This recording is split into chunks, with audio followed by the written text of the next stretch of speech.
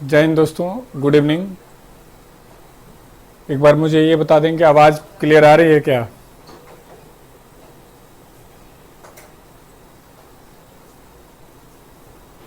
आवाज़ सुन पा रहे हैं?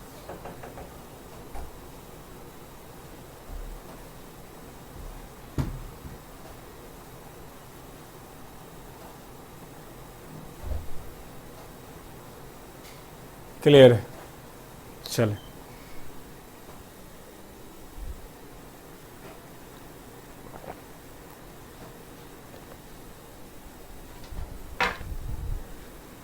हम लास्ट क्लास में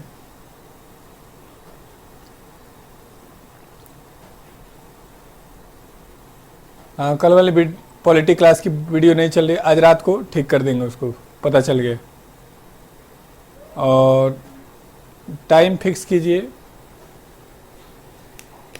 टाइम 6:30 ही रख रहे हैं अभी।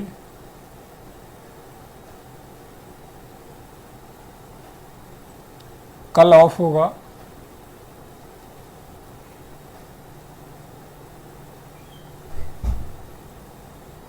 केवल इसी संडे को ऑफ रख रहे हैं। और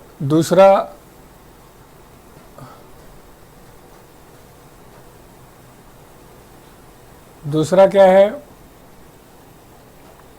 कि 8 तारीख से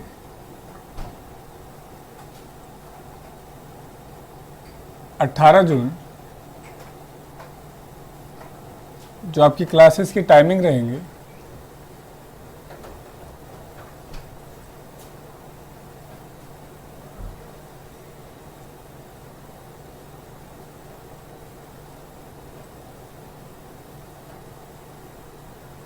ये रहेंगे सिर्फ 8 तारीख से 18 तारीख तक।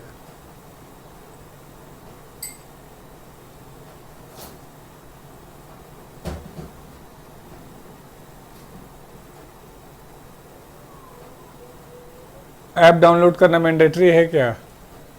नए ऐप में ऐप डाउनलोड करना मैंडेटरी है।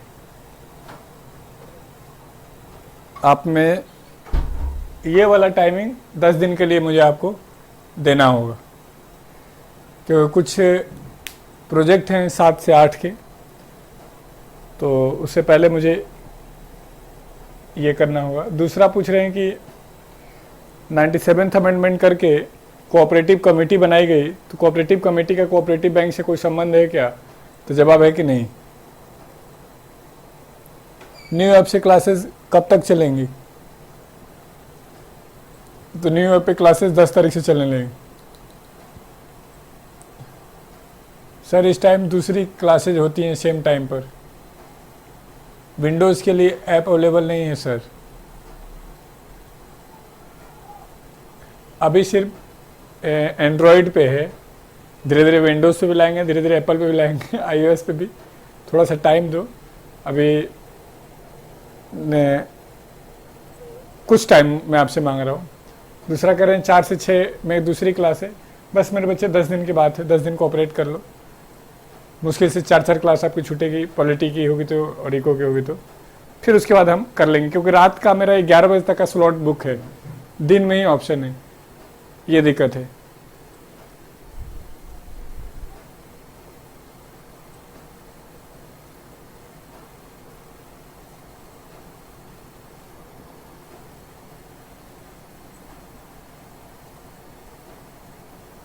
मेरी क्लासेस का टाइमिंग बता दे रहा हूँ मैं, क्या क्या क्यों ये टाइम रख रहा हूँ।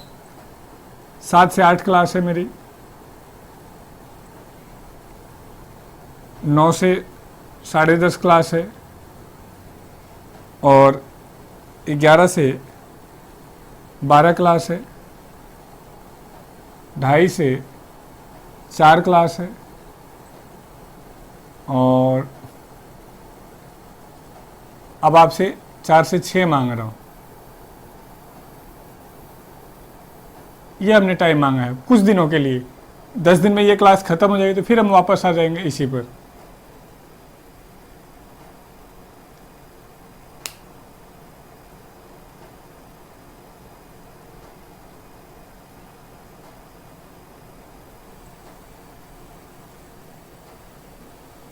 ये वाली टाइमिंग अभी रहने दीजिए कुछ दिन के लिए। अब ज़्यादा टाइम नहीं खराब करेंगे, पढ़ लेते हैं, है ना। ये अपडेटेड टाइम है, 10 दिन के बाद है। सिर्फ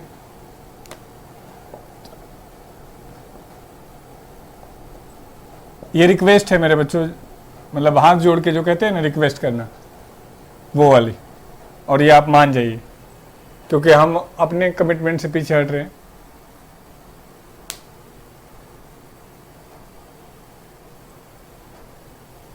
चले, बोल रहे सुबह पढ़ा दो। सुबह यार मैं 12 बजे से पहले जग नहीं पाता हूँ, 12 क्या 1-2 बजे तक बोल के, तो अभी यही टाइम रखते हैं। अब हम डिस्कस कर रहे थे टाइप्स ऑफ मनी।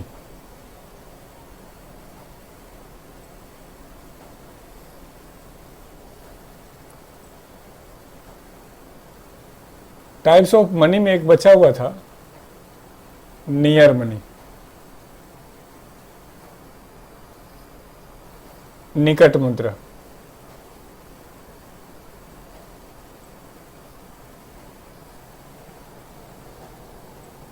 तो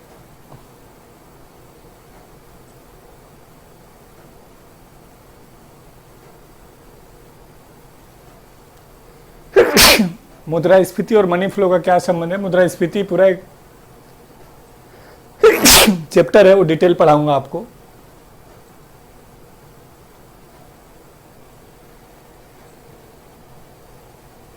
वो अभी के लिए उसको नहीं छेड़ें, वो पूरा 3-4 घंटे का टॉपिक है, डिटेल आएगा। अरे निकम्मे, पहले एक तो होने दे। हॉट मनी भी रह गई, बहुत सारी मनी रह गई, रुक तो जाए यहां तक।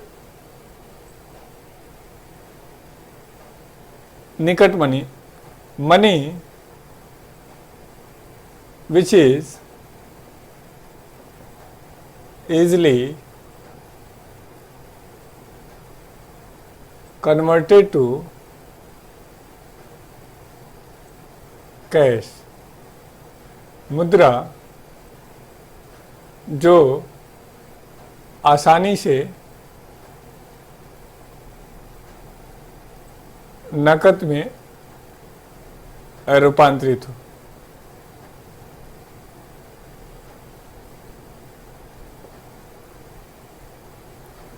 कैश नहीं है लेकिन कैश के इक्वल है, तो ये क्या होगा? चेक, ड्राफ्ट,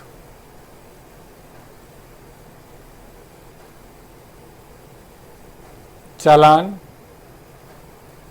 एसेट्रा इत्यादि। तो जो कैश तो नहीं है लेकिन कैश के इक्वल है। आप चाहें तो एटीएम को भी रख सकते हैं, उससे भी हम कैश प्राप्त कर सकते हैं। तो हमने कहा कि मनी जो कैश नहीं है लेकिन कैश के इक्वल है, दैट इज निकट मुद्रा, नियर मनी। दूसरा पूछ रहे हैं कि high power money. High power money हमने कहा था जो आरबीआई अपने पास रिजर्व रखती है उसको हम हाई पावर मनी के रूप में डिफाइन करते हैं। इसके बाद कौन सा बचा था? Hot money. यह आगे डिटेल आएगा, एक टॉपिक है, बस अभी के लिए FPI is known as hot money. FPI को हॉट मनी कहते हैं।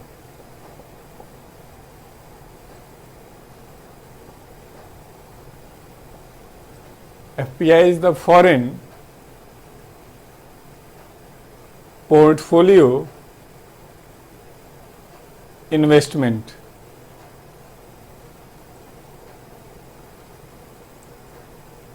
ये क्या होता है? इन्वेस्टमेंट इन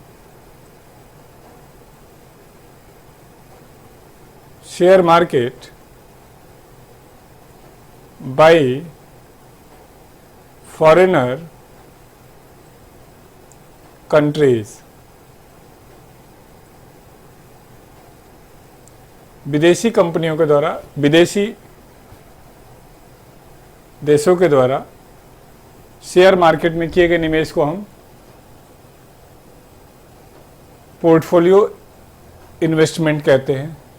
तो इसमें मूवमेंट रेट ज़्यादा होता है, जब भी सिचुएशन ठीक लगता है तो आ जाते हैं, जब भी सिचुएशन ख़राब लगता है तो चले जाते हैं, तो इसलिए हम इनको हॉट मनी कहते हैं।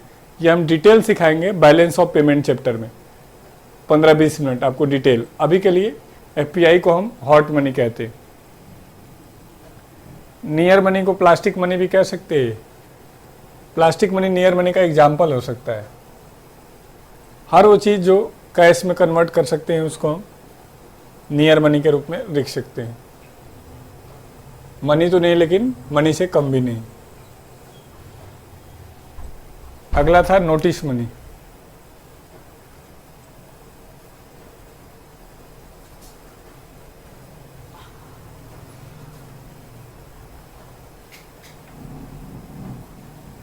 Money which is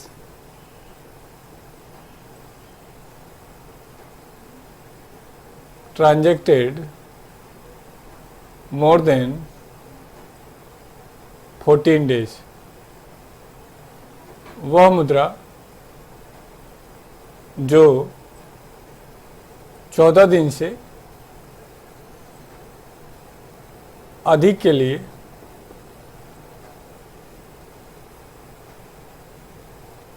lane then की जाती हो।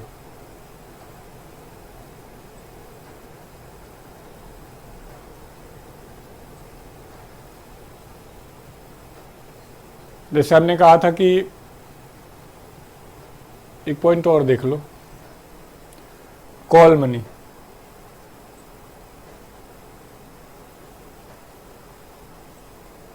नाउ द कॉन्सेप्ट ऑफ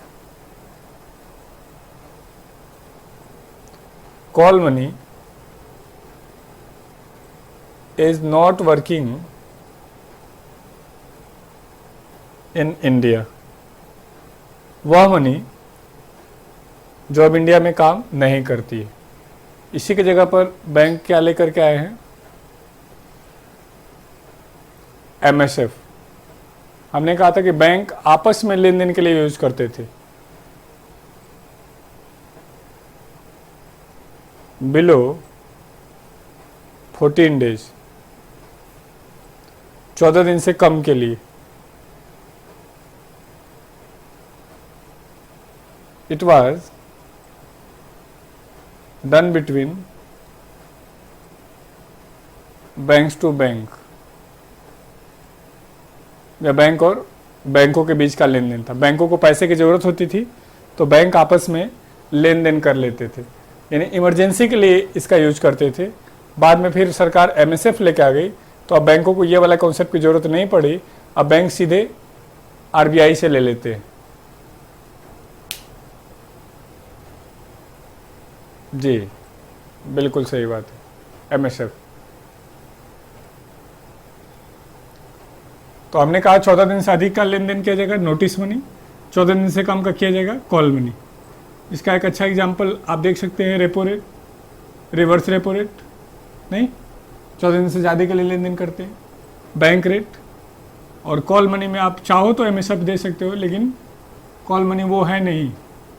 तो हमने कहा कि जो कुछ भी 14 दिन से ज़्यादा के लिए हो वो सारा का सारा नोटिस मनी, और जो 14 दिन से कम के लिए हो सारा का सारा कॉल मनी। क्लियर है यहाँ तक? दोनों समझ पाए, नोटिस मनी और कॉल मनी। एक ऐसा ट्रांजैक्शन जो 14 दिन से ज़्यादा के लिए किया जाता था नोटिस मनी कहलाता था। एक ऐसा ट्रांजैक्शन जो 14 दिन से कम के लिए किया जाता था कॉल मनी कहलाता था। कॉल मनी का कॉन्सेप्ट ऑफ इंडिया में ख़त्म हो गया है, नोटिस मनी अभी भी चलता है। पूछ रहे हैं एमएसएफ क्या है?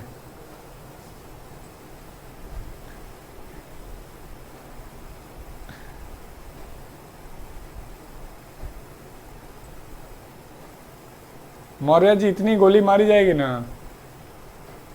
कि फिर दोबारा नहीं पूछेंगे एमएसएफ क्या है। पुराना वीडियो देखते जाते हैं और नया भूलते जाते हैं ना।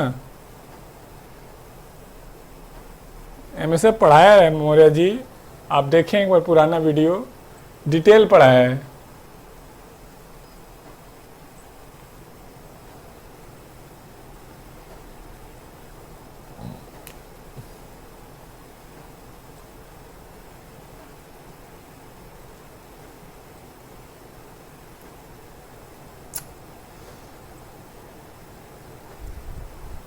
जिस पैसे के लिए बैंकिंग के सेकेंड क्लास में मैं सर, यस। दिक्कत क्या है ना कि ऑनलाइन क्लासेस में यही प्रॉब्लम है, आप लोग बस पढ़ते नहीं हो। आपको लगता है कि ठीक है पढ़ लेंगे, आज नहीं कल ले लेंगे, लेकिन चलो क्या बताया जाए। Marginal standing facility rate banking की सेकेंड क्लास में, यस, कोई बात नहीं। जिस पैसे के लिए आपको ज़्यादा पैसा देना पड़े वो है हार्ड मनी।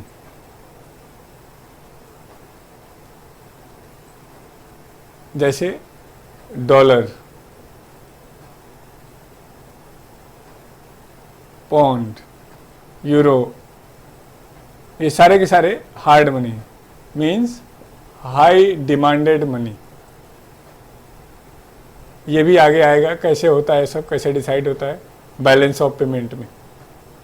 तो एक ऐसी मनी जिसके लिए हमें ज़्यादा पैसा देना पड़ता हो उसको हम हार्ड मनी कहते हैं।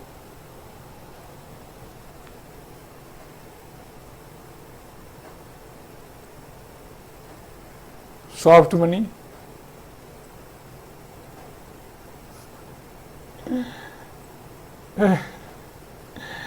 हे भगवान मुझे माफ कर दो, कह रहे हैं डियर मनी हार्ड मनी है।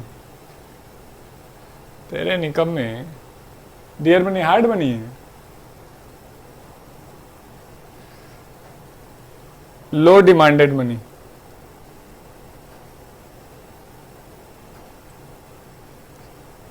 कम मांग की जाने वाली मुद्रा।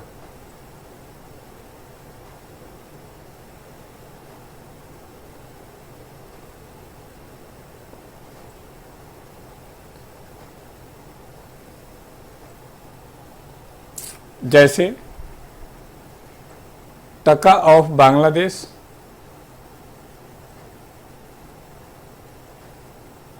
बांग्लादेश का टका, rupees of Nepal, rupees of Bhutan, ये है सॉफ्ट मनी।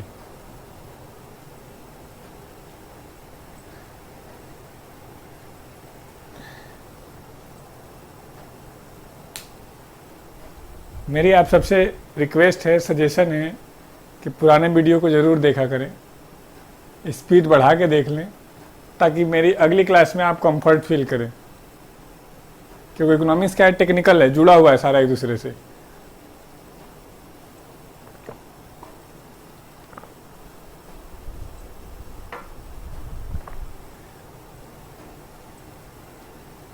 ऑफिशियल मनी और लीगल टेंडर मनी एक ही होती है, यस। ऑफिशियल मनी कोई, रुपीज़ ऑफ पाकिस्तान भूल गए, नहीं भूल नहीं गए, उसके लिए आपके पास कई सारे टीवी चैनल है जो आपको दिखाते हैं कि हम पाकिस्तान की स्थिति हमसे बहुत ख़राब है। तो वो ये डिटेल आएगा जब मनी एक्सचेंज को सीखेंगे बैलेंस ऑफ पेमेंट चैप्टर में, तो एक बार सीखेंगे कि रुपए का वैल्यू डिवैल्यूएट क्यों करना पड़ता है और ढेर सारी चीज़ें सीखेंगे।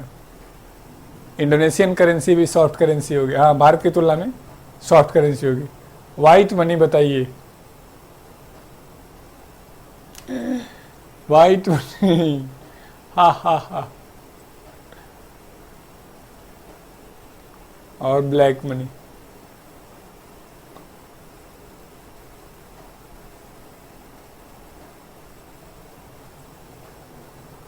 आपने तो लिमिट लगा दी है, कैसे देखिए।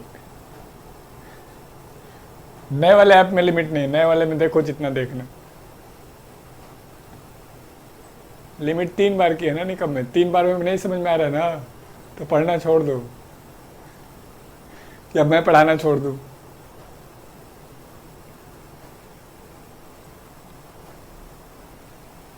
तो हमने कहा था मनी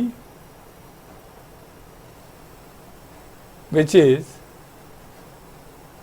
मेंशन इन रिकॉर्ड, वह मुद्रा जो हमने अपने रिकॉर्ड में ट्रांजैक्शन में दिखाया है। A money which is not mention in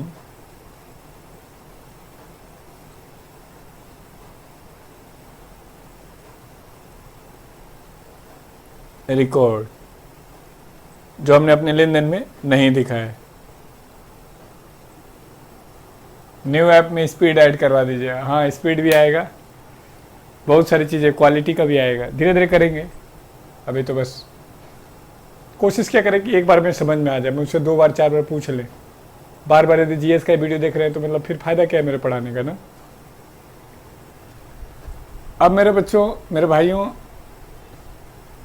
can we say money for which more rupees spend hard money? Yes. नहीं सर, ज़रूरत नहीं पड़ती 3 बारी की। यस। प्लास्टिक मनी किस कंट्री में है? प्लास्टिक मनी हमारे इंडिया में भी है। All digital money are plastic money.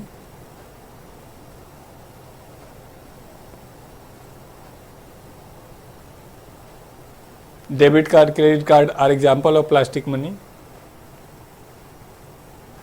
Plastic का नोट अलग है, प्लास्टिक मनी अलग है। नेपाल में प्लास्टिक का नोट है। भारत में भी 10 रुपए का प्लास्टिक का नोट आया था ट्रायल के लिए। आने वाले फ्यूचर में हम प्लास्टिक का नोट ही लाएंगे। प्लास्टिक का नोट लाने का पर्पज़ क्या है? एनवायरनमेंट को प्रोटेक्ट करना, पेड़ नहीं काटना पड़ेगा। ये प्लास्टिक पॉलीमर प्लास्टिक है, इजिली रिसाइकल हो जाएगा।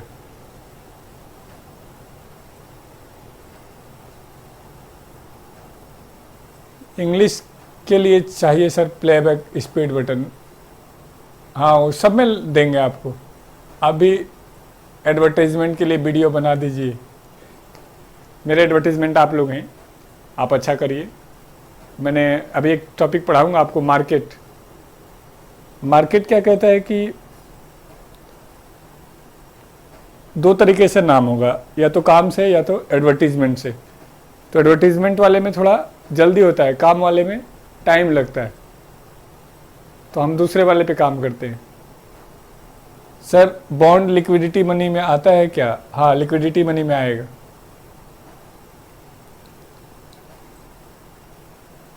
आपने शायद ध्यान नहीं दिया। हमारी इंग्लिश की वीडियो देखिए, जो लोग आप में से हैं। क्या आपको लाइफ में दोबारा इंग्लिश के लिए कुछ पढ़ने की ज़रूरत पड़ेगी? नहीं पड़ेगी। हम उस तरीके की टीम बनाने में लगे हुए हैं। ये नहीं कि आइए टाइम पास के लिए हम आपको बढ़िया बढ़िया वीडियो बना के दे दें, आपको मज़ा आए और जब कोर्स खत्म हो जाए तो पता ही ना चले। 250 घंटे पढ़ाया हमने आपको इंग्लिश में। 48 क्लास सिनोनिम्स सिंटोनिम्स में हमने बनाए। तो कुछ कारण हैं इस वादे के साथ कि आप थका हुआ महसूस ना करें, आपको मज़ा आए।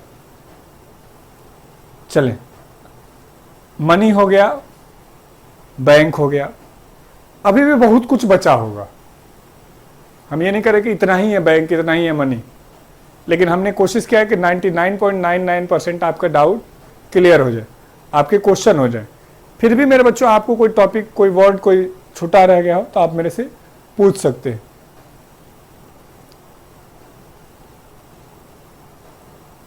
हिस्ट्री का रिकॉर्डेड वीडियो डालने वाले, सारे डालने वाले, वो कैब दिमाग में बैठ जाती है। यस।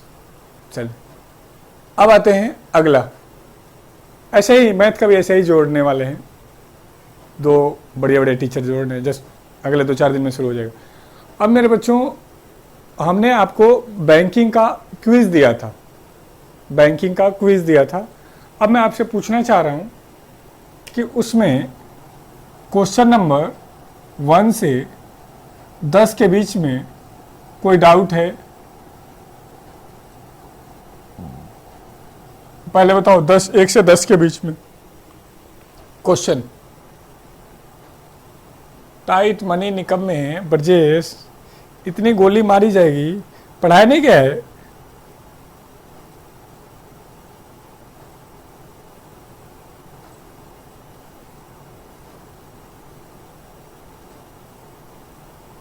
टाइट मनी मेरे बच्चों बताओ तो बताया नहीं गया है, बताया गया है?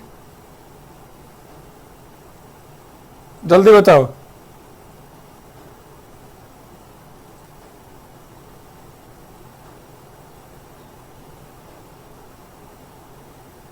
बताया गया है।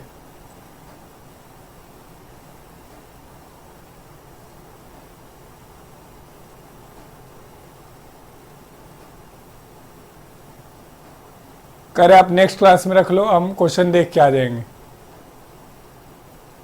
चलो ऐसा करेंगे, नेक्स्ट क्लास में हम आपको जैसे पॉलिटी में करवाते हैं एक एक सिंगल क्वेश्चन, वैसे ही करवा देंगे।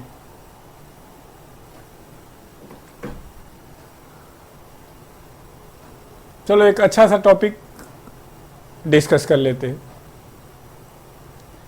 इसको मैंने सोचा था कि बाद में करवाएंगे। यस, टाइट मनी जिसका इंटरेस्ट रेट ज़्यादा होता है। कह रहे ऐप बात बंद करनी पड़ेगी, क्विज को पीडीएफ के फॉर्म में दो जिससे कि प्रिंट निकलवा सके। प्रिंट मत निकलवाओ, कोशिश करो कि हो जाए। मैं मेरे बच्चों थोड़ा सा आपको एक इजी बता देता हूँ। मान लो हमने 50 क्वेश्चन दिए, 40 क्वेश्चन आप देखते ही कर लोगे, 2-4-10 क्वेश्चन नए मिलेंगे, उसको लिख लो। मत उलझाओ अपने आप को टेलीग्राम में, ऐप में, वीडियो में। बड़ी इसको बैलेंस तरीके से स्मूथली चलने दो। क्विज के फॉर्म में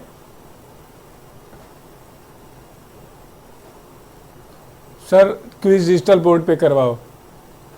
केन्स कंजप्शन थियरी क्या है?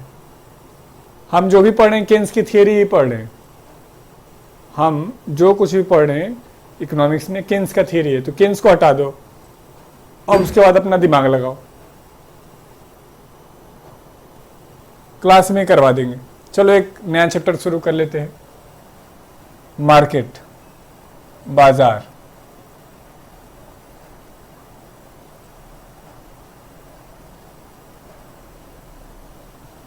ये मुझे करवाना तो था बाद में, लेकिन मैं इसको अभी करवा देता हूं। रिवर्स रेट का मनी फ्लो के साथ रिलेशनशिप रिपीट कर दो सर। कैसी बातें करते हो यार, एक ही टॉपिक को बार बार कैसे पढ़ा सकते हैं? आप एक बार दोबारा वीडियो को देखना, दिक्कत हो फिर बोलना।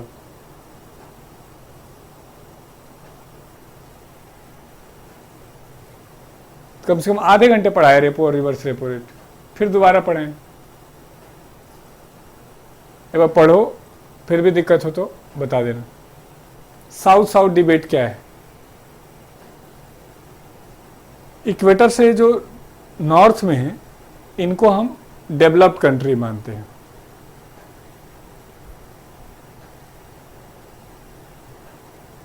और इक्वेटर से जो साउथ में है इनको हम डेवलपिंग कंट्री मानते हैं।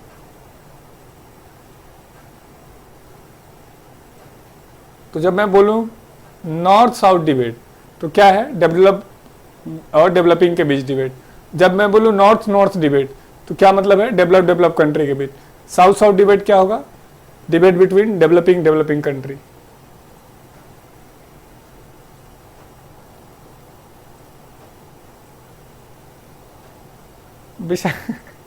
विशाल ऐसा नहीं कर सकते हम। आपको ये जो रिवर्स रेपो रेट वाला पूछ रहे हैं ये क्वेश्चन के रूप में आएगा, हम बता देंगे। हमने आपको इतना इजी समझाया था, bank rate, repo rate, reverse repo rate, SLR, CRR, MSF और all inversely related with money flow. कोई कंफ्यूजन ही नहीं होना चाहिए था। ये तो दिक्कत तब होती जब आपस में उल्टे होते। तो जिन्होंने पूछा था साउथ साउथ डिबेट समझ गए होंगे। ऐसे क्वेश्चन पूछो जो हमने नहीं पढ़ाए हैं, जो इंपॉर्टेंट है, तो थोड़ा सा हमें मजा आएगा, आपको भी मजा आएगा। चलो ऐसा करते हैं, आसान चैप्टर शुरू करते हैं, नहीं तो ये और डर लगने लगे तुम लोगों को। योजना,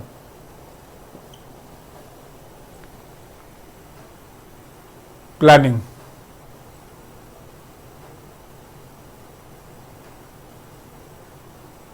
हम ऐसा करेंगे, हम आपका लाइन से सारा क्वेश्चन ही डिस्कस करवाएंगे, आप टेंशन ही मत लो।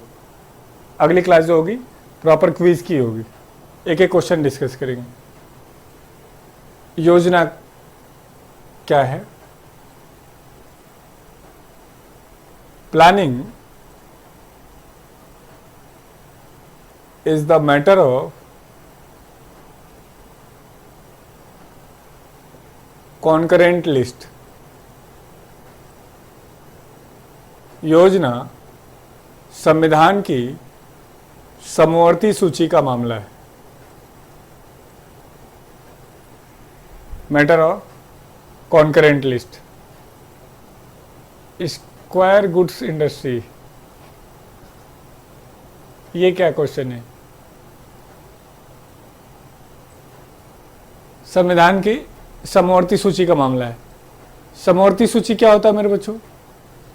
तो हम जानते हैं कि एक ऐसा मैटर जिसमें लॉ सेंटर और स्टेट दोनों बनाएंगे, उसको हम क्या कहेंगे? कॉन्करेंट लिस्ट कहेंगे। तो क्वेश्चन पूछा जाए क्या प्लानिंग कॉन्स्टिट्यूशन में है, तो जवाब है कि हाँ, प्लानिंग कॉन्स्टिट्यूशन में है। और प्लानिंग किसका मैटर है? यूनियन लिस्ट, स्टेट लिस्ट या कॉन्करेंट लिस्ट? तो हमने कहा planning is the matter of concurrent list. योजना संविधान के समवर्ती सूची का मामला है। चलो, नहीं पता हो तो लिख लेना है। मीन्स अर्थात it is the matter of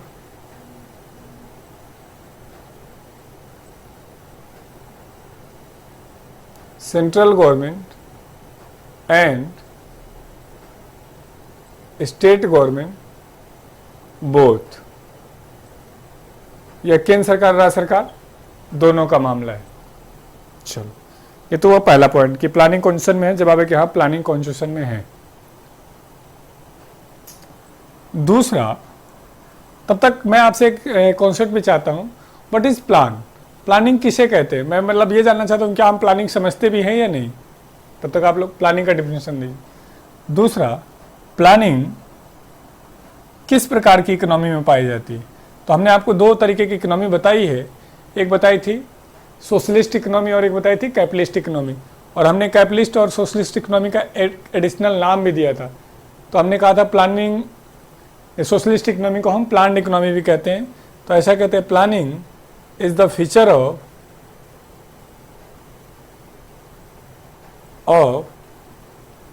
socialist economy.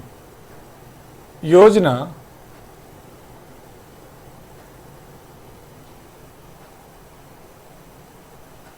Samajwadi अर्थव्यवस्था की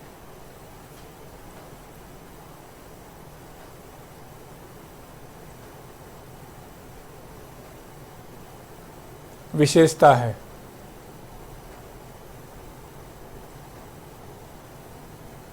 फीचर ऑफ सोशलिस्ट इकोनॉमी। तो विश्व का पहला देश जो सोशलिस्ट था वो कौन था? रसिया। तो क्या होगा? First plan was design by, पहली योजना का निर्माण डिजाइन बाय रसिया। पहली योजना का निर्माण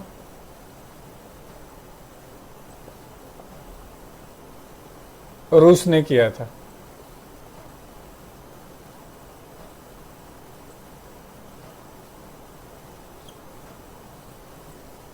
इन 1924, 1924 में अभय ने कहा बेस्ट यूज ऑफ रिसोर्सेज, संसाधनों का बेहतर उपयोग करना ही प्लानिंग है। और कोई?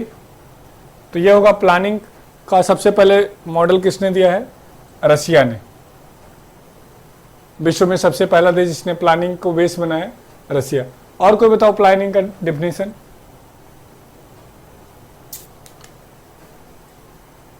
अगला,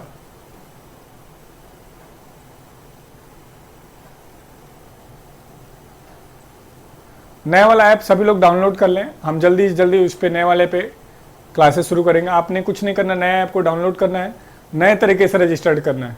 बस आपने एक काम करना है, मेल आईडी वही रखनी है जो पुराने वाले में रखे थे। बस ये नहीं कि सर लॉगिन नहीं हो रहा, पहले रजिस्टर करोगे तभी तो लॉगिन होगा। नया ऐप है तो पहले रजिस्टर कर लेना।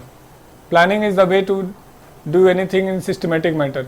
कोई काम करने के लिए जो बेस प्रिपेयर करते हैं, आइडिया बनाते हैं, उसे ही प्लानिंग कहते हैं।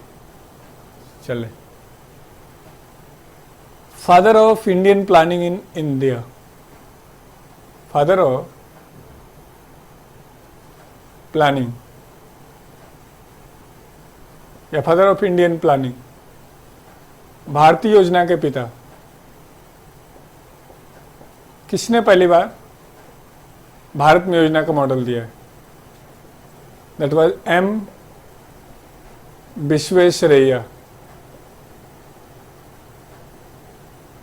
भारतीय योजना के पिता एम विश्वेश्वरैया है।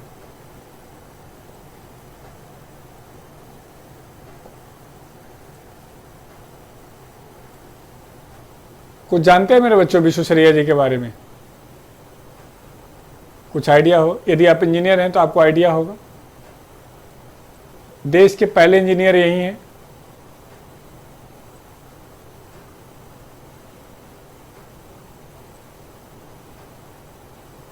दस तारीख के बाद सारा कुछ बंद हो जाएगा राहुल। 10 तारीख से नए ऐप पे ही चलेगा, फिर वेबसाइट भी जल्दी हम बनवा रहे। He is the father of engineering. भारतीय योजना के भारत में इंजीनियरिंग के पिता हैं ये। इन्होंने एक बुक लिखी। इन्हीं के बर्थडे पर 15 सितंबर को इंजीनियर्स डे मनाया जाता है। देश का जो पहला पीएसयू है, पहला government project, Damodar valley project, इन्होंने ही उसका निर्माण किया था। सिविल इंजीनियर थे।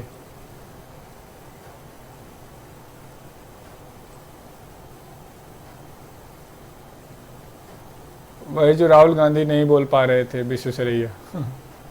Engineers day, first engineer. Yes, इन्होंने एक बुक लिखी, that was the planned economy for India in 1934। और उसी बुक से माना जाता है कि भारत में प्लानिंग का कॉन्सेप्ट आया। हिज प्लान वाज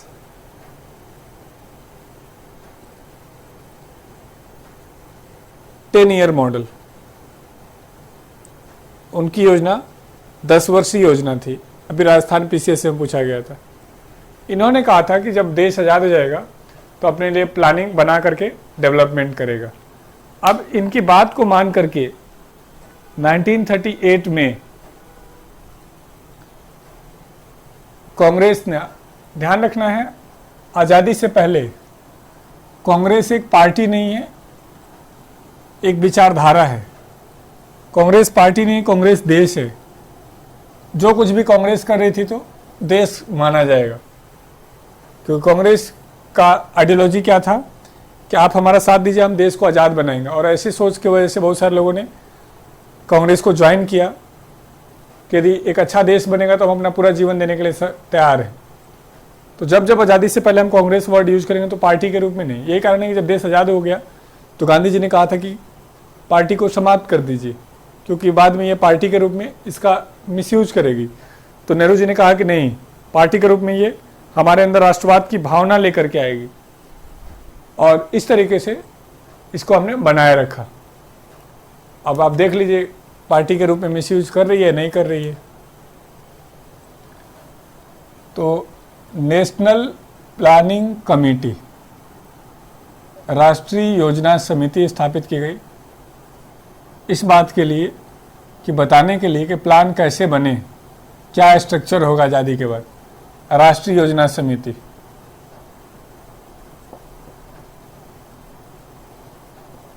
ये 1938 में ये कमेटी बनी थी और इसके चेयरमैन थे पंडित जवाहरलाल नेहरू।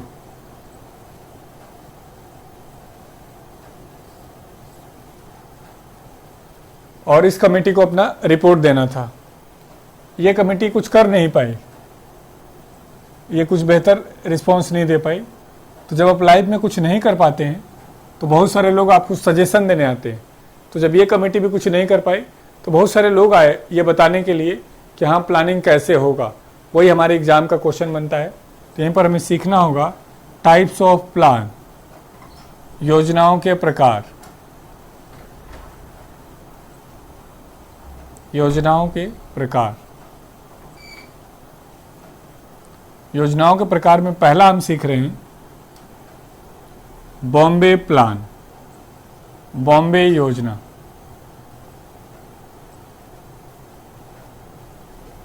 बॉम्बे योजना 1944 1944 by group of 8 इंडस्ट्रियलिस्ट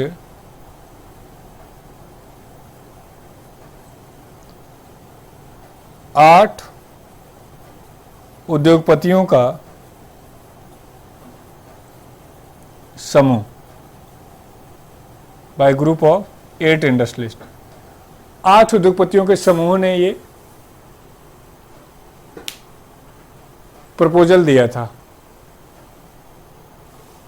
उस समय के जितने बड़े बड़े इंडस्ट्रियलिस्ट थे, टाटा, बिरला, बजाज, तो सोच के देखो सारे के सारे इंडस्ट्रियलिस्ट हैं, तो इनका प्लान कैसा होगा? सोशलिस्ट होगा या कैपिटलिस्ट होगा? तो सिंपल सी बात है, सारे के सारे इंडस्ट्रियलिस्ट हैं तो इनका प्लान कैसा होगा? कैपिटलिस्ट। तो हम लिख सकते हैं Bombay plan was based on concept of capitalism. Bombay योजना पूंजीवाद की विचारधारा पर आधारित योजना थी।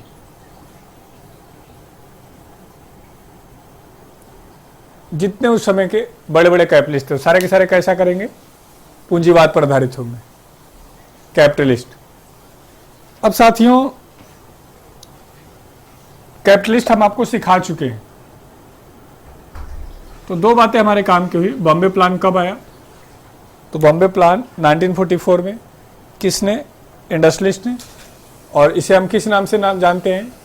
तो it is also known as, इसे known as Tata Birla plan. इसे हम टाटा बिरला योजना के नाम से भी जानते हैं।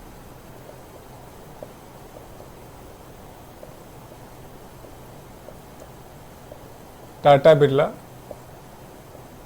योजना के नाम से भी जानते हैं।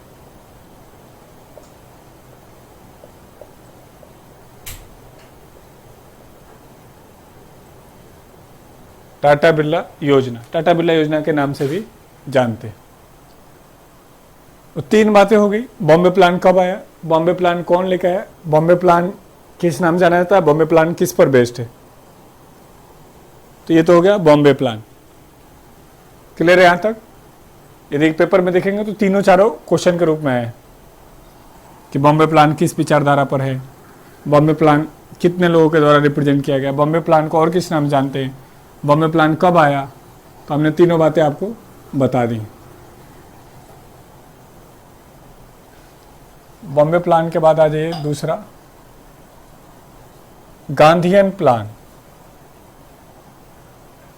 गांधीवादी योजना। गांधीयन प्लान, गांधीवादी योजना 1944 1944 बाई श्रीमन नारायणन।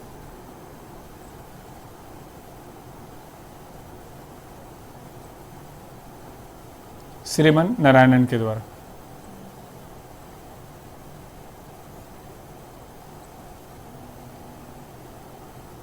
बाई श्रीमन नारायणन।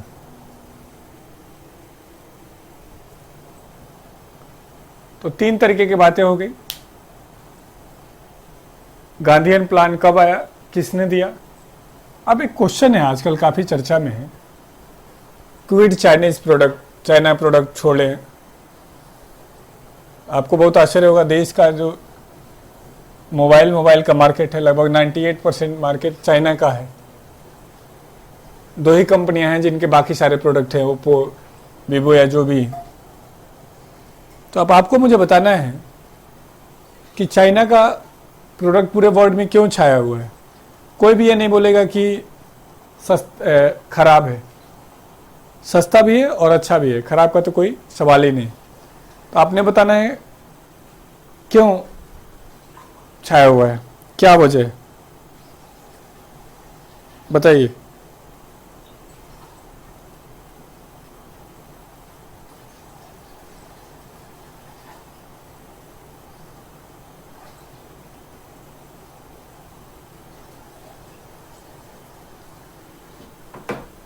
जल्दी, लेबर सस्ती है वहाँ, चीप है और अपडेटेड है, बस यही कारण है। चले एक एग्जाम्पल से देखिए। मान लो मेरे दोस्तों हमें स्केच पेन बनवाना हो, कम रेट में भी सारा फीचर्स मिल जाता है। बाकी देश राष्ट्रवादी स्वदेशी नहीं कर पाए, इसलिए कम पैसों में अच्छी क्वालिटी मिलती है, कम रेट में बेहतर क्वालिटी है। नमस्ते सर, नमस्ते देवव्रत। देखो एक एग्जाम्पल से, मान लो हमें स्केच पेन बनाना है, तो अपन लोग इसके लिए एक बड़ी फैक्ट्री बनाएंगे। अब फैक्ट्री बनाने का हमारे पास ऑप्शन कहाँ है? मुंबई, गुड़गांव, नोएडा, सोनीपत, पानीपत, बिहार के आरा डिस्ट्रिक्ट, झारखंड के झरिया डिस्ट्रिक्ट, अंडमान निकोबार में कहाँ बनाया जाए? तो सिंपल सी बात है, नोएडा, गुड़गांव, इन सब जगहों पे बनाया जाए। मान लो हमने नोएडा में बना लिया। अब नोएडा में काम करने वाले मजदूर कहाँ से आएंगे? यूपी, बिहार, झारखंड, एमपी, छत्तीसगढ़, उत्तराखंड, भारत के अलग अलग राज्यों से यूपी आएंगे। अब प्रश्न है इनको कितनी सैलरी दी जाए कि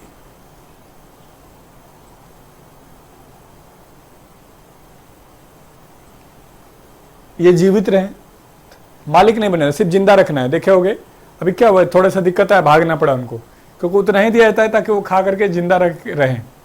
सेविंग हो जाएगा तो मालिक बन जाएंगे, तो मालिक नहीं बनने देने, बस वही इस उम्मीद में लगा हुआ है। उसने कहानी सुनी कि कभी गांव से कोई आया था शहर में और आज फैक्ट्री का मालिक है, वो कहानी उसको बर्बाद कर रही होती। तो कितनी सैलरी दी जाए?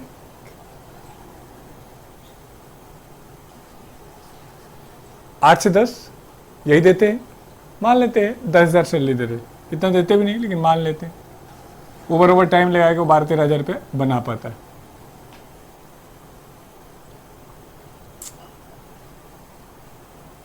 $15,000 देते हैं लेबर की बात चल रही है, इतना तो इंजीनियर को भी नहीं देते 15,000। अब क्या लगता है 15,000 में कुछ बच जाता है? जवाब है नहीं। इमेजिन करो यही फैक्ट्री गांव में खोल देते और इसको 5,000 भी देते, 4,000 भी देते, तो पूरा का पूरा बच जाता।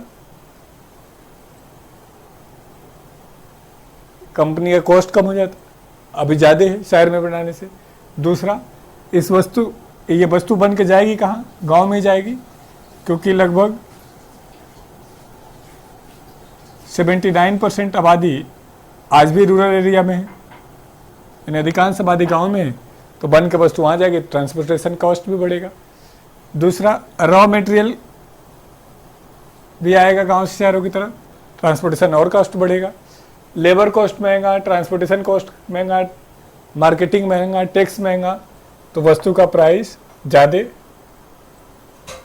क्यों?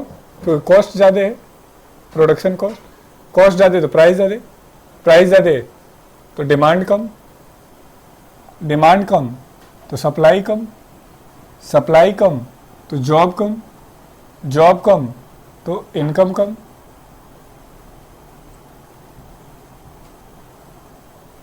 नहीं तो डिमांड और कम।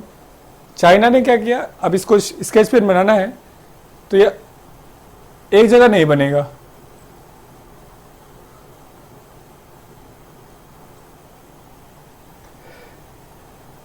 ये 5 अलग अलग घरों में बनेगा। घरों में बनेगा तो मम्मी पापा भाई बहन हम सारे मिल के काम कर लेंगे।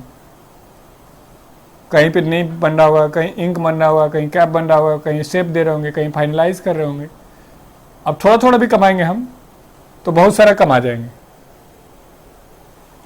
हमने क्या कहा, थोड़ा थोड़ा भी कमाएंगे तो बहुत सारा कमा जाएंगे। तो ऐसी स्थिति में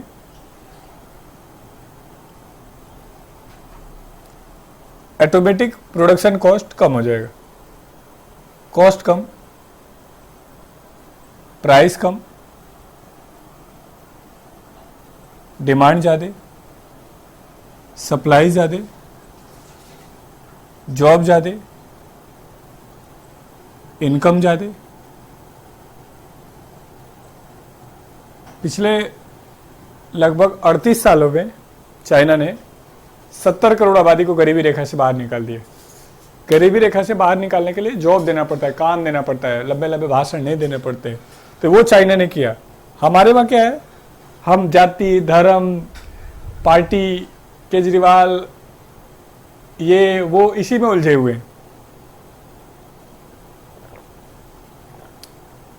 फोन का रॉ मटेरियल विलेज से कैसे आएगा?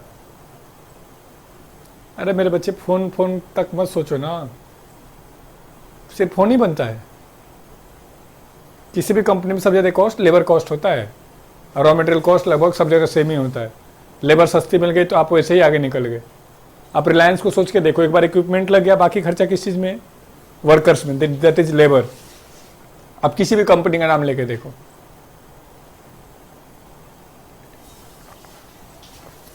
रामदेव जी ने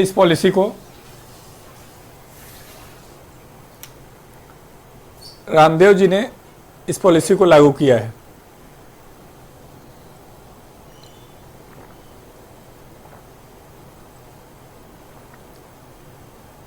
हम यहाँ पे राशन कार्ड देते हैं, यस।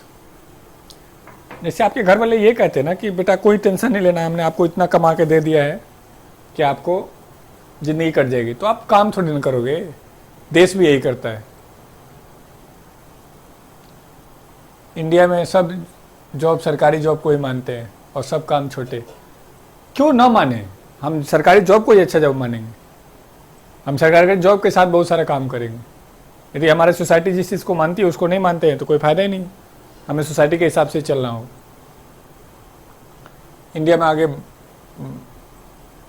बढ़ना हो तो पकौड़ा तलने वालों को भी इज्जत देनी होगी। इज्जत मांगने से नहीं मिलती है मेरे दोस्त, कमानी पड़ती है।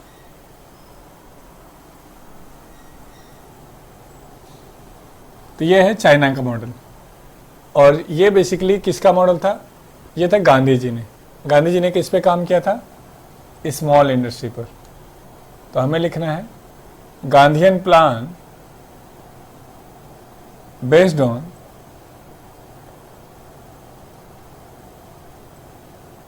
Small industries.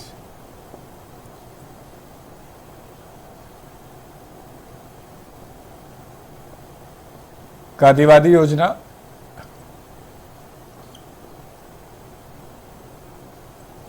लघु उद्योगों पर आधारित है।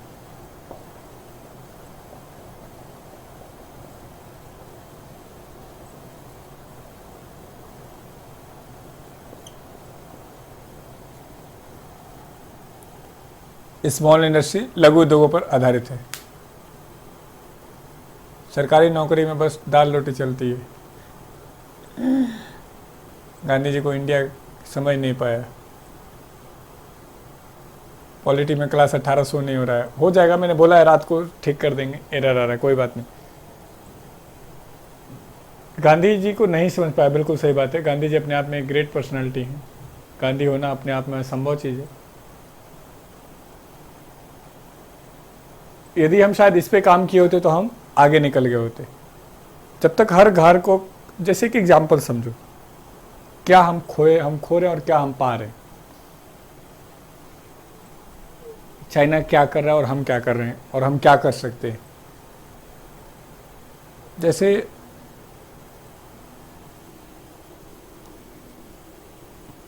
पॉइंट क्या है कि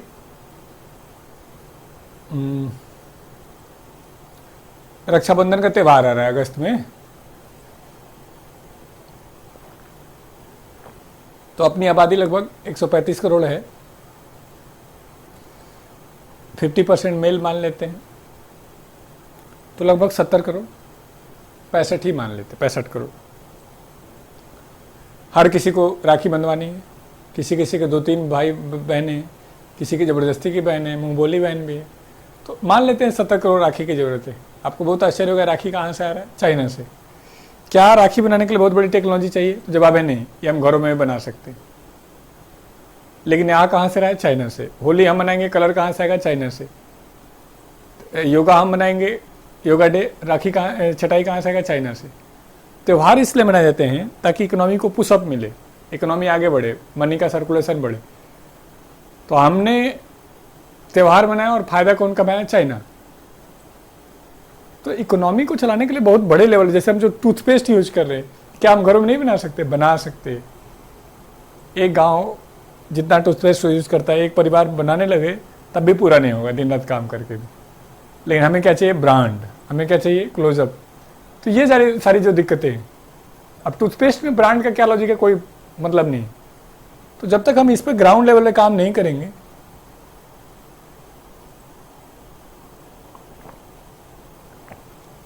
तब तक बात बनेगी नहीं। अब इसके पीछे 2-3 कारण है। एक तो आपने जो कहा वो भी है कि गवर्नमेंट जॉब के प्रति अट्रैक्शन। हमारी सोसाइटी हमें रिस्क लेना नहीं सिखाती, हमारा एजुकेशन सिस्टम सिखाता ही नहीं रिस्क लेना। वो तुमको अच्छा नौकर बनाना चाहते हैं, जल्दी से जॉब में सेट हो जाओ, शादी विवाह कर दो और आराम से ज़िंदगी काट लो। तो जब हम नौकर पैदा करेंगे तो नौकर ही बनेंगे। तो बहुत सारे कारण हैं। दूसरा, हमारे वहाँ लोन बहुत महंगे रेट पे है। तीसरा, टैक्सेशन पॉलिसी बहुत है। आपने देखा होगा कि सीसीडी के मालिक को सुसाइड करना पड़ गया, टैक्सेशन पॉलिसी ने उनको इतना उलझा के रख दिया। सीसीडी तो ब्रांड था, आम आदमी की तो औकात ही छोड़ दो। तो बहुत सारे इंफ्रास्ट्रक्चर लेवल पे हमें काम करने की जरूरत है। बहुत सारे बच्चे अच्छा भी कर रहे हैं। ओला के मालिक को देख लो, इंस्टा मोजो के मालिक को, बहुत सारे अच्छे नए स्टार्टअप आए हैं, तो लोग अच्छा कर भी रहे हैं।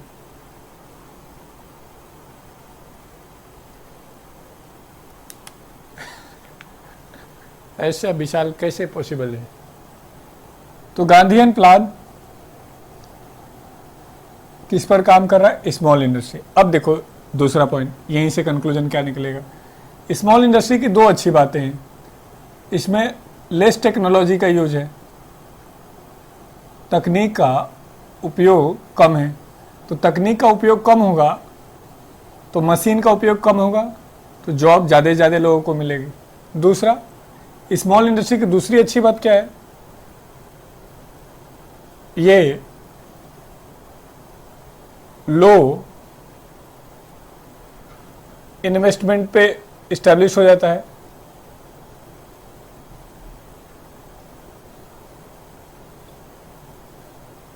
तो लो इन्वेस्टमेंट पे हो जाएगा तो कहीं भी लगा सकते हैं। और कहीं भी का स्पेशल मतलब क्या है? रूरल एरिया में।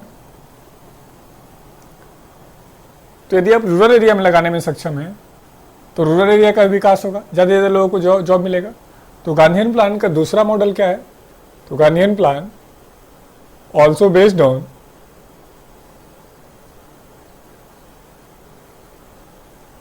रूरल डेवलपमेंट, या ग्रामीण विकास पर भी आधारित है।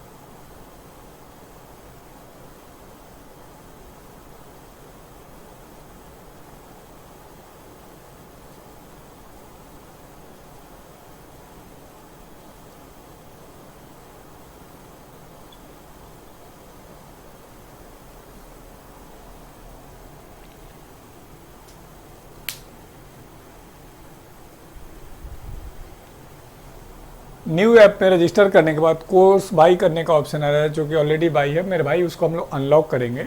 आपने बाई करके छोड़ देना है, अगले 10 तारीख तक हम उसको चालू कर देंगे फ्री। आपको अलग से चार्ज नहीं लेंगे, आपने चार्ज दिया हुआ है, डरे मत। हम पे थोड़ा भरोसा करें, थोड़ा टाइम दें।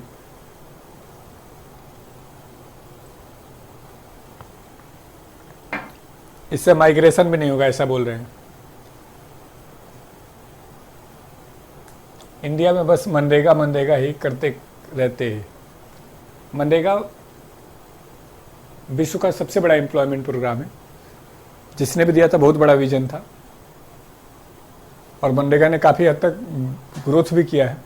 उससे अच्छा प्लान नहीं हो सकता, लेकिन हमें मनरेगा से आगे बढ़ना होगा। मैं एक आगे चल के एक टॉपिक सिखाऊंगा आपको, make in India, skill India. तो आप देखेंगे कि प्रॉब्लम कहाँ है एग्जैक्टली। हम सब कंफर्ट जोन में रहना चाहते हैं ना। रिस्क लेना सीख जाइए, देखिए लाइफ आपकी आसान हो जाएगी। आप लाइफ में जब जब रिस्क लेंगे फायदे में रहेंगे। मैंने अपनी लाइफ से सीखा है। रिस्क लीजिए, बहुत फायदे में रहेंगे। सरकारी नौकरी के प्रति जो इच्छा है आपकी, वो रिस्क न लेने का ही एक एग्जाम्पल है। लेकिन अब उसमें आए हैं तो उसमें लगे रहिएगा, छोड़ के नहीं भागना। मनरेगा को एक्सप्लेन कर दो सर जी। मनरेगा भी आएगा, एक टॉपिक पढ़ाऊंगा पॉवर्टी और अनएम्प्लॉयमेंट, तो वहाँ पे मनरेगा डिस्कस करूँगा। मोदी जी मजाक बना रहे थे मनरेगा का। आप मोदी जी का पॉलिटिक्स समझ नहीं पाए। चलो,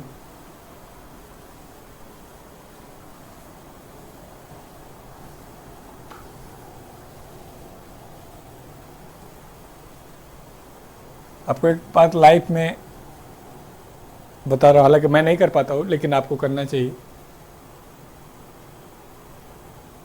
आपकी स्टोरी बताओ ना कभी। मेरी स्टोरी जो स्टॉक पे पड़ी हुई है, आराम से देखो। गौरव सर ऐसे यूट्यूब पे जाके सर्च कर लो, मेरे पूरे लाइफ की स्टोरी आपके सामने ओपन हो जाएगी।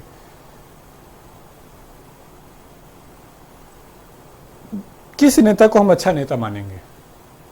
तो हम उस नेता को अच्छा नेता मानेंगे जो कभी गुस्सा ना करता हो। ये पहली शर्त है नेता की। आपने आज तक किसी भी मन से किसी नेता को गुस्सा करते हुए नहीं देखा होगा। यदि गुस्सा करे तो वो अच्छा नेता नहीं है। आप केजरीवाल से नाराज हैं, क्यों? वो कई बार गुस्से वाले रूप में आ जाते हैं, वही उनका हमारे आपकी नाराजगी का कारण है।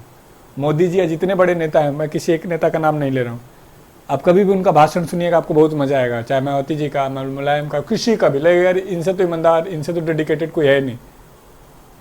बस ये चीज़ आपको लाइफ में सीखनी है। गुस्सा कर दिए तो आम आदमी को लगे यार ये तो ऐसे ही है, हमारे जैसा है। तो हमें बहुत उदार बन के दिखाना लाइफ में। मोदी जी या जितने बड़े अच्छे नेता हैं वो लोग यही करते हैं। और हमें आपको मतलब हमने इमेज कैसे बनाया? हमने कैसे सोचा कि इरफान खान एक बहुत अच्छे आदमी थे, तो हमने उनका इमेज देखा कि हाँ उन्होंने बहुत अच्छी एक्टिंग करते थे। दैट इज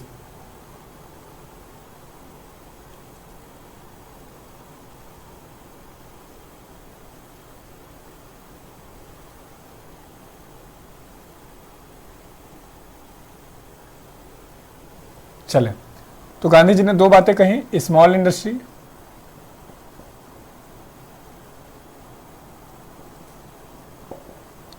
और रूरल डेवलपमेंट।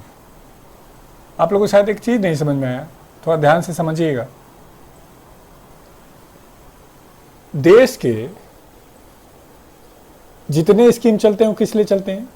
पॉवर्टी खत्म करने के लिए, नहीं गरीबी हटाने के लिए। 90% स्कीम। लेकिन क्या गरीबी खत्म हुई? नहीं हुई। तो कहीं ना कहीं मॉडल में दिक्कत है। अब ये यदि आपको समझ में आ जाएगा तो समझ में आ जाएगा कोई नेता है या कौन है आप हम। देश में सबसे ज़्यादा खर्चा पूरा परिवार, पूरा सोसाइटी किस पे कर रहा है? एजुकेशन पे। आप हम पूरा समाज लगा हुआ है। एक से एक अपने आप को घोषित टीचर हैं, एक से एक बेहतरीन जादूगर टीचर हैं, क्या क्या अपने स्वघोषित टीचर हैं, लेकिन फिर भी अनएम्प्लॉयमेंट है। ये बात आपको समझ में आ जाए तो मजा आ जाए। देश में विश्व का सबसे बड़ा डेमोक्रेसी है, सबसे मजबूत डेमोक्रेसी है, दुनिया का सबसे अच्छा लॉ सिस्टम है, लेकिन जस्टिस मिल रहा नहीं मिल रहा है, ये अपने आप में चीजें हैं। तो ये एक दोहरा रूप है हमारे समाज का, हमारे नेशन का। ये चीज़ आपको समझनी होगी। जब ये समझ में आ जाएगा तो बात आ जाएगी। अब थोड़ा इसके पीछे 1 मिनट जब पूछिए तो बता ही देता हूँ। आपके अनएम्प्लॉयमेंट के कारण आप खुद हैं, कोई और नहीं है। आपको जब पता चल गया कि ये मैथ का सिलेबस है और एक बार आप कोचिंग कर ले, दोबारा क्यों गए भाई कोचिंग करने? आपको पता चल गया कि ये इंग्लिश का सिलेबस है और ऐसे ही पढ़ करके रट के ही होगा, तो फिर दोबारा कोचिंग में क्यों गए भाई? आपको पता है कि जस्टिस खुद से ही लेना होगा। ये पॉवर्टी दूर करने के लिए नहीं आ रहा है, कहीं ना कहीं इसका पर्पज कुछ और है, अपनी पॉलिटिक्स को चमकाना है। फिर भी आप भरोसा कर रहे हैं। अच्छे दिन, अच्छे प्रयास खुद से आते हैं, किसी और से नहीं आते हैं। लेकिन आप और मैं एक नकली, मतलब क्या वो नहीं, सुना था ऑल इज वेल, सब ठीक हो जाएगा, वो वाला लाइन खराब करता है। बोले आप उपाय बताइए समझ को कैसे सुधारें। अपने आप पे भरोसा करना सीख जाइए, देखिए कल से प्रॉब्लम खत्म हो जाए। आप सबसे पूछना बंद कर दीजिए कि सर पढ़ें कैसे, सबसे पूछना बंद कर दीजिए कौन सी बुक पढ़ें, कैसे पढ़ें। देखिए आपको मैंने आपसे कहा था कि सिर्फ 22 चैप्टर है मैथ के, लेकिन मानेंगे नहीं।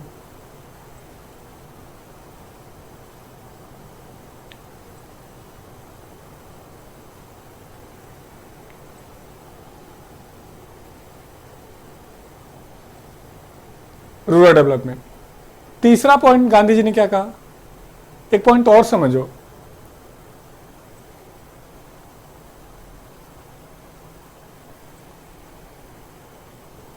एक पॉइंट और समझिएगा।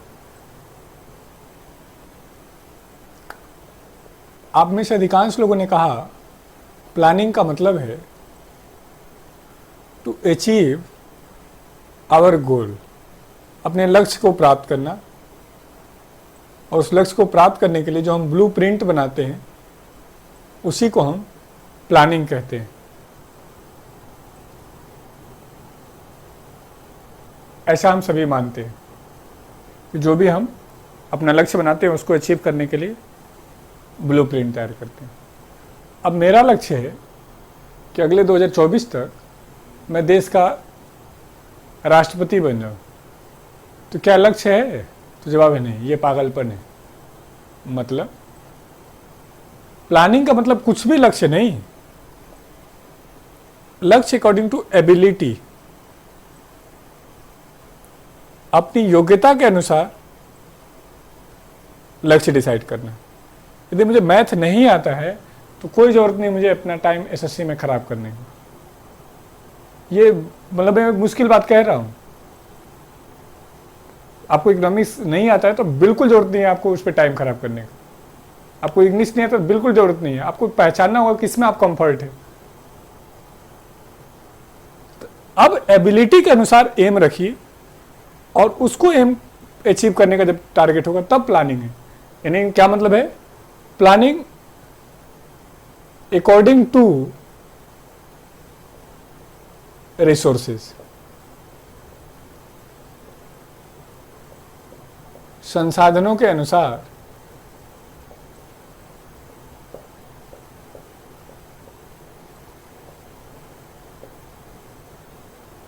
लक्ष्य।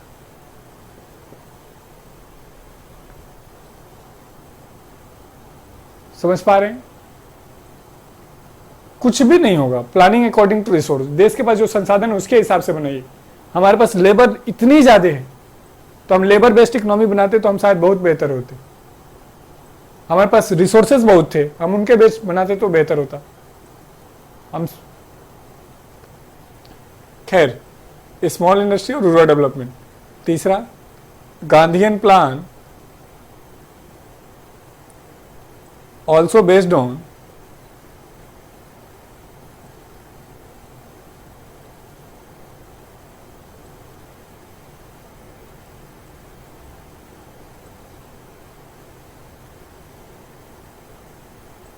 गांधीवादी योजना भी ऑल्सो बेस्ड ऑन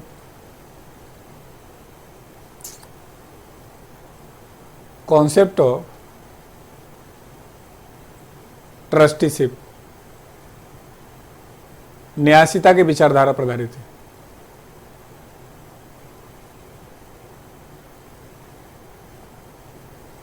हमने कहा था आपसे कि आप हमेशा जिंदा रहिए।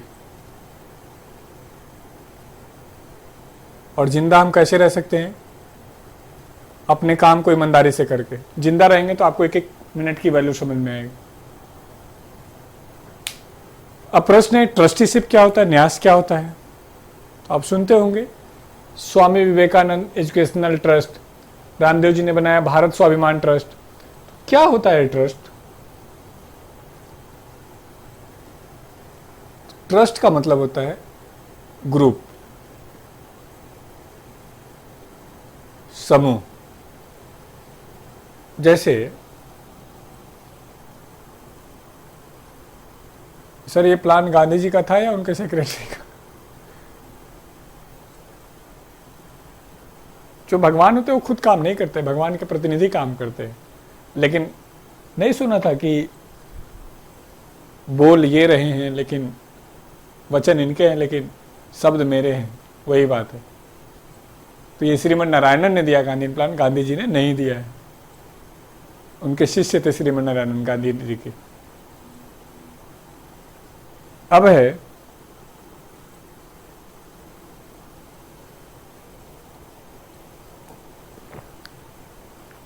ट्रस्टीशिप क्या होता है। तो मैंने कहा कि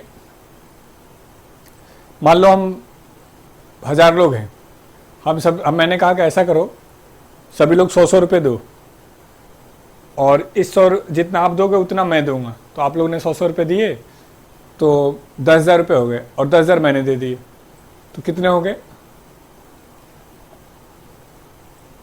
1000 लोग हैं तो 100-100 रुपये देंगे तो कितना, 1 लाख हो जाएगा? नहीं, 10,000 होगा।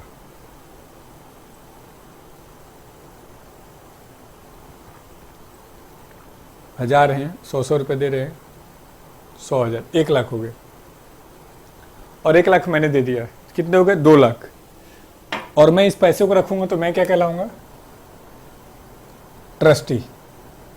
क्या ये पैसा मेरा है? तो जवाब है नहीं। क्या मैं इस पैसे को अपने ऊपर खर्च कर सकता हूँ? जवाब है नहीं।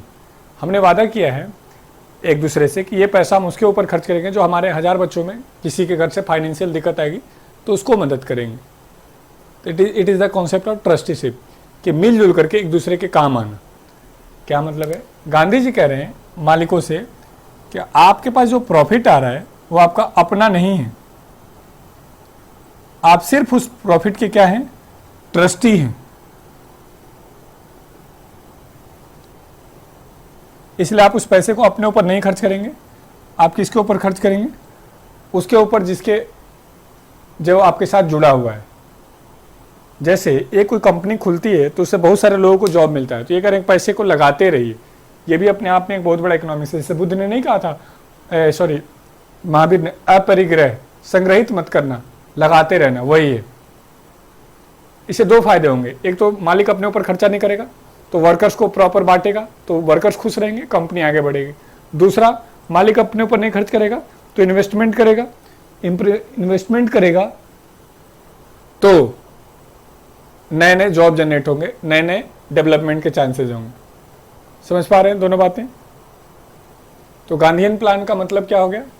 3 बातें, small industry, rural development, trusteeship. Trusteeship का मतलब गांधी जी इंडस्ट्रियलिस्ट से चाहते हैं कि वो पैसे को अपने ऊपर ना खर्च करके सोसाइटी के ऊपर खर्च करें। तो सोच के बताओ, क्या कोई इंडस्ट्रियलिस्ट ये मानने के लिए तैयार होगा?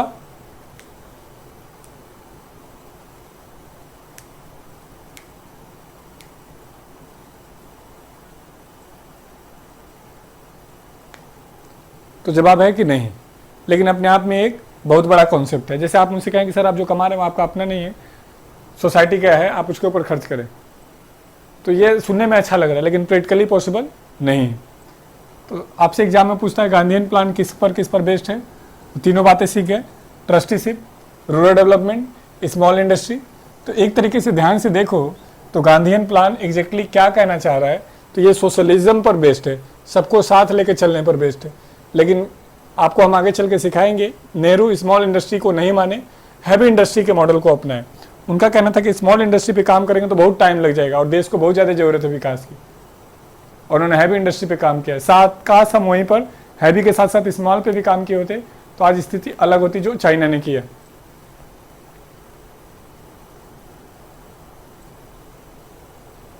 गांधी जी के ऊपर वीडियो बनाए, गांधी जी के बारे में बहुत रूमर्स है। मालिक अपना घर कैसे चलाएगा? मालिक भी सैलरी ले ले, सारा उसका नहीं है, अपना नहीं है, ये कहने मतलब। गांधी जी के साथ यही तो दिक्कत था। गांधी जी बहुत सारी बातें ऐसी कहते थे जो प्रैक्टिकली पॉसिबल नहीं थे, आइडियलिज्म को लेकर के थे, लेकिन थे जरूरी। गांधी जी के ऊपर बहुत सारे दिक्कत हैं, बिल्कुल रूमर्स बहुत हैं, बहुत सारे अफवाहें हैं। आप में से भी कुछ निकम्मों के गांधी के बारे में विचार गलत होंगे, लेकिन कोई बात नहीं, वो आपने 20-22 साल के अथक प्रयासों से बनाया, उसको बना कर रखे।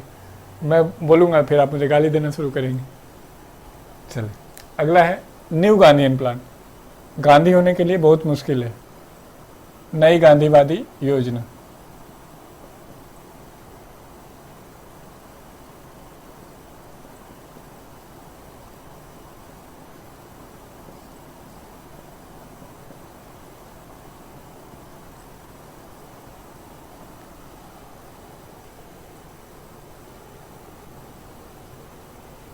आज समझ में आया गांधी जी कितने अच्छे थे। गांधी जी अच्छे नहीं, गांधी जी बहुत इंटेलिजेंट भी थे मेरे दोस्त। लाखों करोड़ों आबादी को अपने पीछे मूव कराना एक ऐसे समय में जब 3% लिटरेसी रेट है तो सामान्य बात तो नहीं है ना। आइंस्टीन जैसे महान व्यक्ति को उनका समर्थन करना सामान्य बात नहीं है।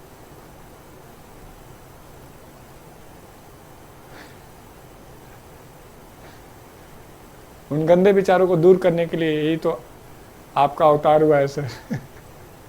कि भाई एपीजे अब्दुल कलाम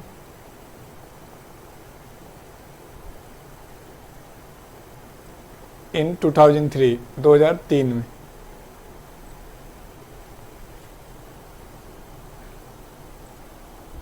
कलाम सर ने गांधी जी की बातों को नए तरीके से हमारे सामने रखा।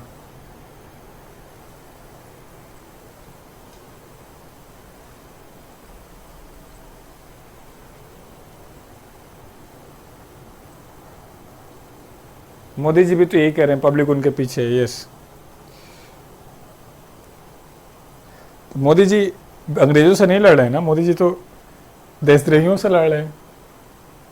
जो मोदी जी का विरोधी वो देशद्रोही है। एक दो बातें क्लियर रखना, सरकार अलग चीज होती है, पार्टी अलग चीज होती है, प्रधानमंत्री अलग चीज होता है, देश अलग होता है। अभी नई सरकार ने चारों चीज को घालमेल कर दिया है।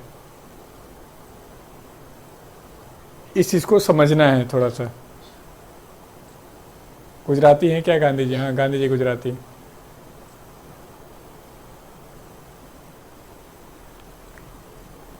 चले, न्यू गांधीयन प्लान क्या कहता है वो देखिए। एक है भारत, हमारा रूरल इंडिया।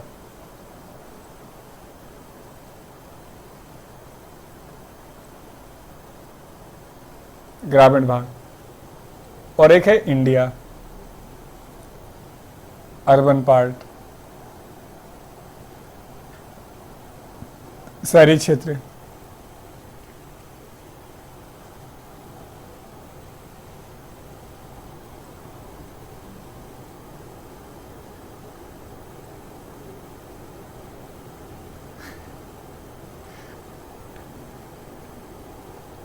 ये है शहर जहाँ 3G है, 4G है, 5G की तैयारी चल रही है।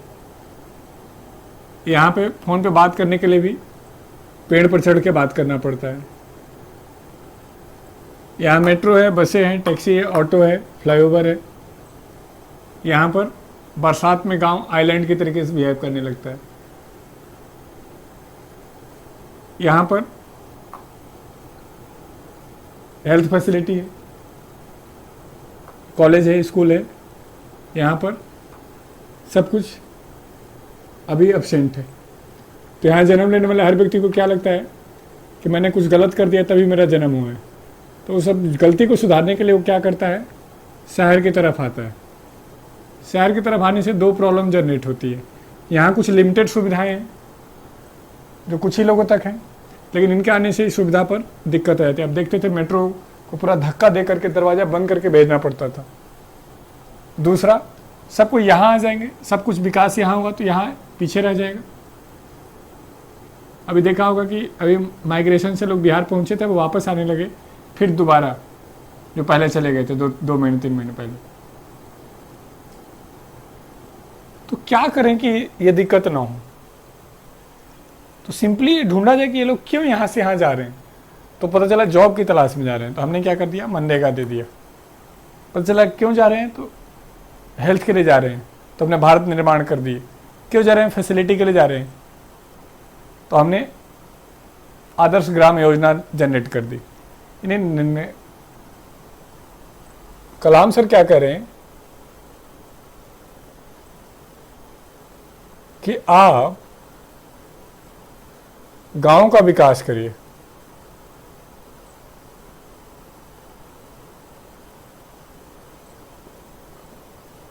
ग्रामीण विकास करें।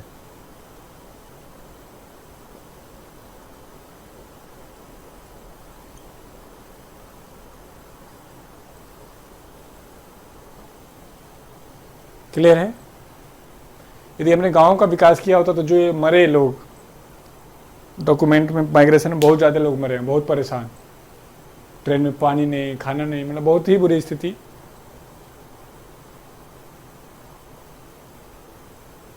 लेकिन हम उस चीज़ को इग्नोर किए जा रहे हैं सरकार के रूप में, और हमने आपने एक्सेप्ट कर लिया कि जी मैं सुरक्षित हूँ, ठीक है, और ये जिम्मेदारी हमने सिखाई थी सरकार की है। और ये कोई कहेगा ये भी करेगी सरकार, तो हाँ जवाब है कि हाँ सरकार को ही करना होगा। एक बहुत बड़ा लेख लिखा हमने अभी लॉकडाउन के जो सरकार के स्टेप रहे उन पे, लेकिन मेरी हिम्मत नहीं हो रही मैं पोस्ट करूँ उसको, मैं पोस्ट करूँगा मैं 1-2 दिन में। तो rural development, so it is also known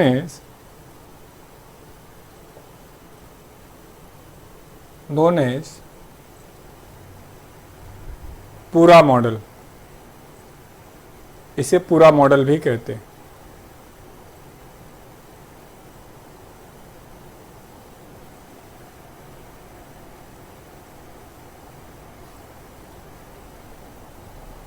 पूरा का क्या फुल फॉर्म है? यही आता है आपके एग्जाम में। पूरा किसने दिया था? Providing urban amenities in rural area, ग्रामीण क्षेत्रों में शहरी सुविधाएं प्रदान करना। अपने आप में बहुत बड़ा मॉडल है ये। यदि हम ये कर गए होते तो भारत और इंडिया के बीच का जो गैप था वो खत्म हो जाता, और शायद इतनी बड़ी दिक्कत नहीं आती जो अभी आई थी। हमारी आज भी मैक्सिमम आबादी क्या है, सस्टेन इनकम पे काम करती है, मतलब उतना ही कमा पाती है जिससे कि खर्चे पूरे हो पाए, और इस कारण से भी बहुत सारी दिक्कतें रहती हैं। हम आगे चल के सिखाएंगे। जैसे आपने पूछा था कंजप्शन लॉ क्या है, तो इन्फ्लेशन की स्थिति में आएगा चैप्टर, कंजप्शन का थियरी क्या कहता है। तो यहाँ तक क्लियर है। गांधीयन प्लान क्या था, न्यू गांधीयन के प्लान क्या था? तो गांव के विकास के लिए मोदी जी ने क्या किया, यहाँ से RUR लिया और यहाँ से बन लिया, ररबन।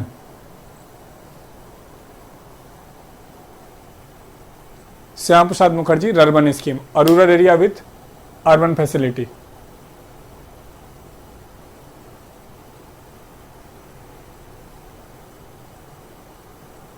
सर पूरा ही हिंदी में बताया है, बताएं।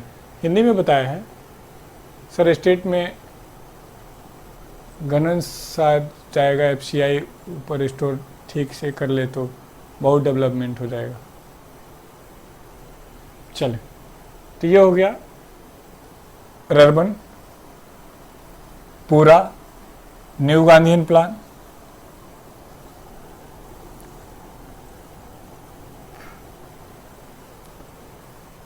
हो सकता है आप लोग को लगता हो कि आप सिर्फ थ्योरेटिकल बात करते हैं, प्रैक्टिकल नहीं करते हैं।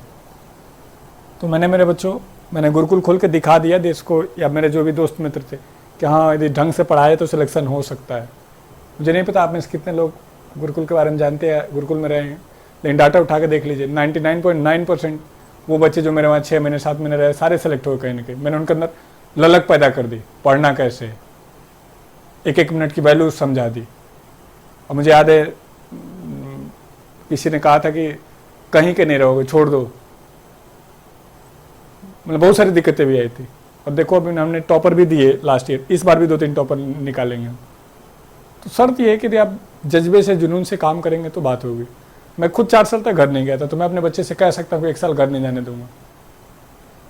मैं खुद बिना मोबाइल के रह सकता हूँ, तो बच्चे को भी रख सकता हूँ। तो ऐसी बहुत सारी बातें हैं। तो हमने क्या सीखा Bombay plan, Gandhian plan, new Gandhian plan. अब आ जाइए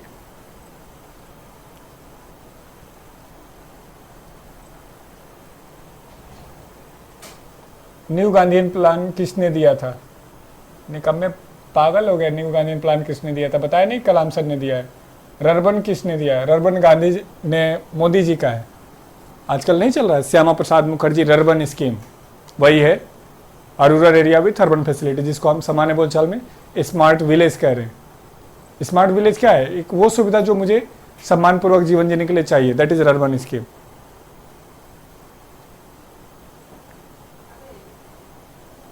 चलिए अगला आ जाइए। रर्बन के बाद पीपल प्लान, जनता योजना।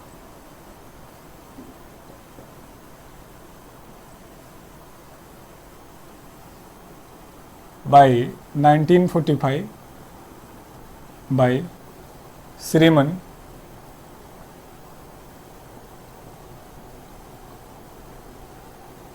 नारायणन। एक minute by M N. Roy. Manvinder Nath Roy.